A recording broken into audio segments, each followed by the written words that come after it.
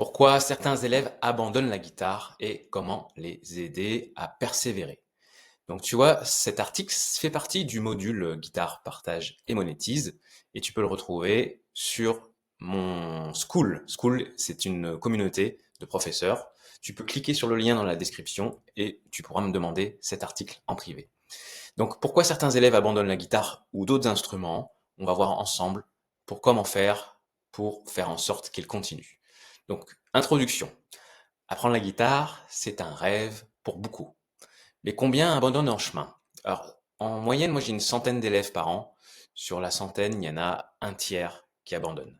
C'est énorme, parce que les gens s'imaginent que la guitare c'est facile et ne jouent pas du tout à la maison. Donc par manque de temps, de motivation, ou simplement parce que les débuts sont difficiles, pourtant, chaque élève peut réussir à condition d'être bien accompagné. Donc c'est aussi à nous, en tant que prof, d'accompagner correctement les élèves. Après 13 années d'enseignement, j'ai identifié les raisons principales de l'abandon. Donc ça fait 13 ans que je donne des cours en tant que professionnel. J'ai commencé avant, mais en tant que professionnel, ça fait 13 ans. Et du coup, j'ai pu remarquer comment ça fonctionnait chez la plupart des élèves qui abandonnent. Donc les solutions concrètes pour arriver, que ça arrive, on va voir ça ensemble. Donc déjà, dans un premier temps, tu as le manque de régularité. Ça, c'est obligé. Si les élèves jouent pas, forcément, ça n'avance pas. Des morceaux trop difficiles. Ensuite, des cours trop longs, mal structurés. Quatrièmement, l'absence de plaisir immédiat. Aujourd'hui, on est dans un monde de plaisir immédiat. On le voit avec les réseaux sociaux, avec tout ce que l'on peut commander très rapidement. Donc, il faut s'adapter. Cinquièmement, le découragement face aux erreurs. Sixièmement, le manque d'objectifs clairs. Septièmement, la comparaison avec les autres. Huitièmement, mes conseils pour inverser la tendance. Donc, premièrement, le manque de régularité. Donc, la guitare ne demande pas des heures par jour, mais 5 minutes, voire 10 minutes quotidiennes suffisent pour créer une habitude. Ça pendant 21 jours, bien sûr, puisqu'une habitude se crée en 21 jours pour quoi que ce soit. Le vrai problème, ce n'est pas le manque de temps, c'est le manque de rituel. Il faut créer un rituel. Donc, par exemple, avant de se coucher, chaque soir, 5 minutes de guitare, 10 minutes de guitare pour les enfants, ou avant de manger, ou en rentrant de l'école. Pour les adultes, avant de partir au boulot, ça dépend quand est-ce qu'on commence la journée, entre midi et 2. Il faut que ça devienne un rituel, comme se brosser les dents, pour ceux qui se brossent les dents, bien sûr. Alors, un élève qui joue un peu chaque jour progresse mieux qu'un autre qui joue 2 heures le week-end. Ça avance quand même quand on joue 1 heure ou 2 heures le week-end, mais le mieux c'est quand même de jouer chaque jour pour que les mains se souviennent. Moi, si j'arrête de jouer pendant 3 jours, quand je reprends, c'est un peu plus difficile, alors que je joue 5 jours par semaine, des fois 8 heures par jour. Donc ça dépend vraiment de la régularité. Quand je suis parti en vacances pendant 3 semaines, le jour où je suis revenu, j'avais quasiment pas tout perdu, parce qu'il y a la mémoire, mais au niveau sensation, j'avais tout perdu, j'avais super mal aux doigts. Donc c'est important de jouer régulièrement. Mets en place un petit rendez-vous quotidien avec la guitare, toujours à la même heure. Deuxième point, des morceaux trop difficiles. Les élèves se découragent souvent parce qu'ils visent trop haut dès le début. C'est-à-dire qu'ils vont des fois chercher sur YouTube des morceaux en parallèle que tu leur apprends, et ces morceaux sont trop compliqués. Donc ça ne fonctionne pas comme ça. Il faut vraiment y aller par étapes. Des petits morceaux faciles. Il ne faut pas viser trop haut. Un morceau trop compliqué casse la motivation. On commence toujours par des chansons accessibles et gratifiantes. Le but, c'est que l'élève puisse dire rapidement: je sais jouer une chanson. Ça y est. Ce sentiment de réussite est le moteur de la persévérance. Troisième point, pardon. Troisième point, des cours trop longs ou mal structurés. Au-delà de 40 minutes, donc la concentration, elle chute. C'est obligatoire. Au début, je donnais des cours d'1 heure.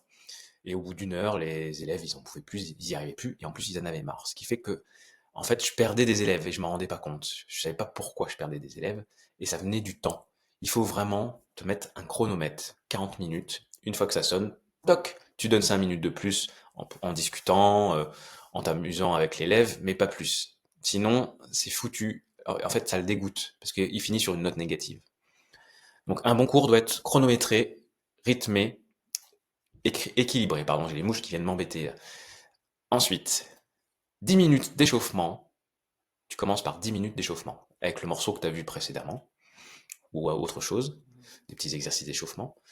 15 minutes d'apprentissage, donc tu lui expliques où il doit placer ses doigts, le rythme, etc. Et ensuite, 15 minutes de morceaux ensemble. Donc, c'est-à-dire que vous jouez le morceau ensemble pendant 15 minutes. Finir sur une note positive est essentiel pour en donner envie de rejouer. C'est ce que je disais tout à l'heure, il faut toujours finir sur une note positive. Donc il vaut mieux terminer sur sa faim, comme quand tu manges au resto à volonté, où tu dis allez j'en mange pas plus, c'est super bon, ou plutôt que de te gaver et de ne plus en pouvoir et à la fin de te dire oh non mais j'en peux plus, j'ai trop mangé. Et là tu te rends même pas compte du bonheur ni de la qualité de la cuisine. Là c'est un peu pareil. Il faut que l'élève se dise oh punaise c'est déjà terminé. Et si tu fais ça, il va revenir. C'est comme ça. L'absence de plaisir immédiat en numéro 4. Donc, beaucoup de profs oublient que les élèves doivent ressentir du plaisir. Donc, dès le premier cours. Dès le premier cours, faut qu'ils s'amusent. Faut que ça leur donne envie de continuer. S'il repart frustré, eh ben, il ne reviendra pas. Donc, c'est actuel. Avant, c'était différent. Aujourd'hui, on est dans une société où la consommation est très rapide et de plus en plus importante. Et il faut que tu t'adaptes à ça. C'est pas les gens qui vont s'adapter à toi, et c'est pas en te disant moi je m'adapterai pas que tu vas y arriver. Montre-lui un résultat concret. Donc tu peux lui montrer un enchaînement d'accords, une rythmique, un petit riff, donc qui peut jouer tout de suite, un petit riff direct. Donc par exemple là tu peux les accords, tu peux utiliser le Cranberries, le classique pour les débutants, je parle. Hein. Une rythmique que tu peux utiliser pour des élèves un peu plus avancés, une rythmique feu de camp plutôt que de faire que des coups vers le bas. Tu vois, une rythmique basique. Un petit riff comme les Blues Brothers ou comme Thunderstruck d'ACDC. Tu vois, toujours ce genre de petites choses pour qu'ils aient un plaisir immédiat. Le plaisir est plus puissant que la théorie. C'est pas la théorie qui va leur donner envie de continuer, ni l'écriture, ni de lire. Cinquièmement, le découragement face aux erreurs. Donc certains élèves se jugent durement. Ils pensent que rater, c'est échouer. Ça, j'en parle dans une autre vidéo, donc sur les adultes je compare les enfants et les adultes. Et les adultes se jugent, s'auto-sabotent. Donc c'est pour ça que c'est très important d'éviter de leur dire, de leur expliquer que c'est pas grave de se louper. Louper, c'est pas échouer. Rater, en fait, c'est apprendre. Tu fais une erreur, t'apprends de tes erreurs. Donc explique-leur que le cerveau a besoin d'erreurs pour progresser. Donc le cerveau a besoin d'erreurs pour progresser. Sixième point, le manque d'objectifs clairs. Un élève sans but finit par se perdre. C'est pour ça que quand quelqu'un m'appelle, je lui demande toujours quel est votre objectif. Quel est votre objectif pour apprendre la guitare? Fixe toujours un objectif concret. Donc, jouer un morceau en entier, jouer par-dessus le morceau original, ou accompagner une chanson en chantant, jouer avec un proche, un ami qui sait jouer de la guitare, de la famille, ou quelqu'un qui chante. Sans objectif, il n'y a pas de direction, donc pas de motivation. C'est comme si tu faisais que des entraînements et tu participais pas au match. Septième point, la comparaison avec les autres. Le jour où je saurai jouer comme lui, ça c'est une phrase que j'entends tout le temps. Donc quelqu'un se compare souvent, enfin les élèves, pardon, se comparent souvent aux youtubeurs. Oui, ils vont voir un youtubeur et ils vont dire ah bah le jour où je saurai jouer comme lui, ou des élèves qui se croisent, ah bah le jour où j'y arriverai comme lui, ce sera top. Donc cette phrase, je l'entends tout le temps. Rappelle à l'élève que chacun a son rythme et que l'important c'est d'avancer. C'est pas d'aller trop vite et de mal jouer, il faut vraiment avancer doucement, régulièrement. C'est ça le plus important. Tu peux aussi lui montrer des vidéos, ça je le fais, c'est-à-dire que quand les élèves, pour leur mettre des petits challenges, je les filme et je garde ces vidéos et je leur ressors 2, 3, 4 ans après. Et là, ils se rendent compte de leur évolution. Huitième point, mes conseils pour inverser la tendance. Premièrement, filme tes élèves. Ils verront leur progrès concret. Tu peux aussi les filmer et leur montrer. Tu leur dis, tu vois, alors là, qu'est-ce que tu en penses? Qu'est-ce qui ne va pas? Et ils vont plus facilement le voir plutôt que de t'écouter. Aujourd'hui, tout se passe par le visuel. Les gens passent des heures et des heures, pardon, sur leur écran plutôt que d'écouter des conversations en réel. Applique la méthode des 10 fois. 10 fois, tu fais une fois, deux fois, trois fois, tu le fais. En fait, il faut que toi tu le fasses, l'élève le fait. Deuxième fois, tu le fais, l'élève le fait. Troisième fois, etc. En général, la personne va y arriver à la 7e fois. Ensuite, crée du lien. Ça, c'est ultra important. Joue avec lui. De la batterie, de la guitare, du chant. Un élève qui se sent soutenu persévère toujours plus. Donc il faut que tu crées du lien en jouant avec lui et que tu l'encourages. Ensuite, valorise chaque étape, même minime. Tu dis allez hop, on essaye de faire ça 2 fois, on passe à la suite. Et s'il y arrive, tu dis super, c'est génial, t'y arrives. Allez hop, je te mets un point, ou tu l'encourages pour un adulte. Tu valorises chaque étape. Mets en place un système de points ou de récompenses, surtout pour les enfants. Donc, les enfants, j'ai mis en place depuis le départ, ça fait 13 ans, que je donne des points. Et hop, ça valorise l'élève. Ah, super, génial, allez hop, je te mets 2 points. Et là, au bout de 25 points, tu peux lui offrir une petite chose. Moi, j'offre, par exemple, des CD, des BD, des livres ou des accessoires pour la guitare. Ça valorise leur travail. Conclusion. Abandonner la guitare, ce n'est jamais une fatalité, c'est régulier.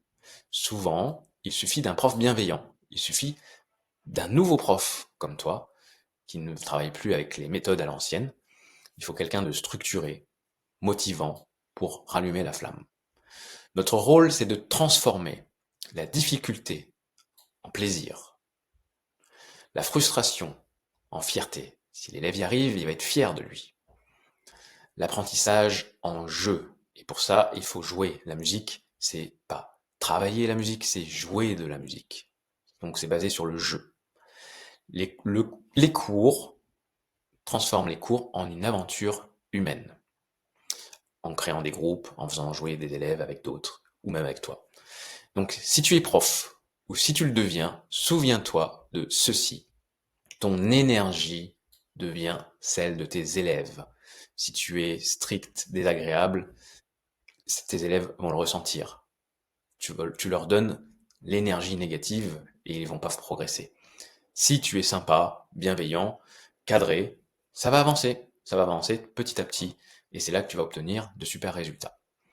Si tu veux aller plus loin, je peux te transmettre quelques-uns de mes élèves. C'est pour ça que je fais ces vidéos, c'est pour trouver des personnes avec qui travailler. Je forme des profs et je délègue une partie de mes élèves, que ce soit en présentiel ou en visio. Donc tu peux aller encore plus loin, tu rejoins ma communauté School, où tu vas trouver tous ces articles, ces vidéos, et tu vas pouvoir progresser dans ton apprentissage pour donner des cours, ou améliorer tes cours, si tu es déjà prof. Si tu veux aller encore plus loin, tu peux cliquer sur le lien call.com avec clavier 43 pour avoir un appel avec moi gratuit et obtenir jusqu'à 2500 voire 5000 euros grâce à ta guitare et aux futurs élèves que tu vas avoir. Il y a énormément de monde qui veulent prendre des cours de guitare et c'est le moment de saisir cette opportunité. C'est pas question de allez hop, je te propose une formation pour gagner jusqu'à 2500 et 5000 euros avec la guitare. C'est vraiment parce qu'il y a une opportunité et moi je ne peux pas répondre à tout le monde. J'ai environ entre 35 et 40 cours par semaine. Donc c'est énorme et toi tu peux donner des cours à des débutants. T'as pas besoin de 3, 4 ans, 5 ans de guitare. 1 à 2 années de guitare suffisent pour aider les gens. Et moi je vais t'aider, je vais te former. Voilà, je te souhaite bon courage et je te dis à très bientôt. Ciao.